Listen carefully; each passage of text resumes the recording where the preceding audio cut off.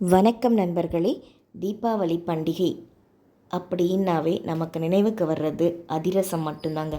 இந்த அதிரசத்தினுடைய சுவை ரொம்ப அலாதியாக இருக்கும். அதை எப்படி தயாரிக்கிறது எளிமையா அப்படிங்கிறத பார்க்கலாம். நான் அதற்காக அரிசியை ஊற வச்சு களைஞ்சி எடுத்திருக்கேன். ஏலக்காய் சுக்கு எடுத்திருக்கேன். வெல்லம் 1.5 கப் எடுத்திருக்கேன். இந்த அலசி வச்சுருக்கிற அரிசியை நம்ம உலர்த்தி எடுத்துக்கிறலாம்.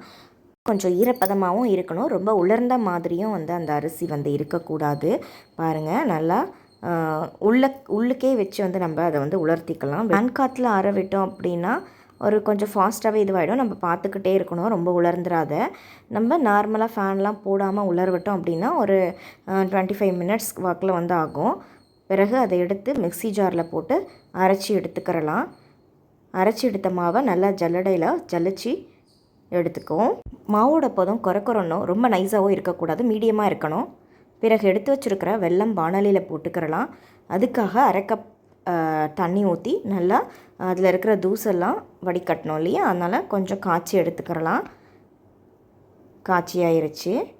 இந்த சமயத்தில் சுக்கு பொடியும் ஏலக்காய் பொடியும் போட்டுக்கிறலாம். இப்போ அதை ஃபில்டர் பண்ணி எடுத்துக்கலாம். ஏன்னா அதில் தூசெல்லாம் இருக்கும். அதெல்லாம் ஃபில்டர் ஆனதுக்கப்புறம் நம்ம பாகுபதத்துக்கு தயார் பண்ணலாம்.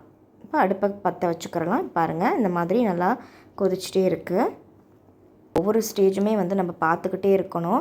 இல்லை கொஞ்சம் விட்டால் கூட அவ்வளோதான், அது அந்த பதம் போயிடும். இப்போ பாருங்கள், நல்லா அந்த தளன்னு இருக்கிற அந்த ஸ்டேஜில் நம்ம அரிசி மாவை போட்டுக்கிறலாம். அதோ இதுதான் அந்த பதம். பாருங்கள், இப்போ போட்டுக்கிட்டு எல்லா மாவுமே போட்டுக்கிட்டு நல்லா கிளறி எடுத்துக்கிறலாம். கொஞ்சம் கொஞ்சமாக மாவும் போடலாம், இப்படியும் போட்டுட்டு நம்ம நல்லா ஃபுல்லாக கட்டி இல்லாமல் நல்லா கரைச்சி எடுத்துக்கிறணும். பாருங்கள், இது மாதிரி கிண்டிக்கிட்டே இருக்கணும். பாருங்கள், எவ்வளோ தலான்னு இருக்குது. இதற்கு பிறகு என்ன பண்ணணும் அப்படின்னா, கொஞ்சமான அளவு நெய்யோ இல்லது நல்லெண்ணெயோ நம்ம போட்டுக்கலாம். நான் நெய்யை ஆட் பண்ணுறேன்.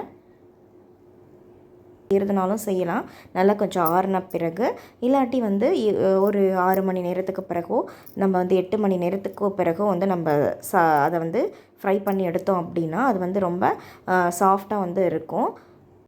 நான் 2 ஹவர்ஸ் ஊற வச்சுருக்கேன். பிறகு ஆயில் போட்டு நல்லா சூடாகிடணும். சூடானதுக்கப்புறம் நம்ம அடுப்பை சிம்மில் வச்சுட்டு பிறகு இந்த அதிரசத்தை தட்டி போட்டுக்கிறலாம். போட்டாச்சு. பாருங்கள், திருப்பி திருப்பி விட்டுட்டே இருக்கணும்.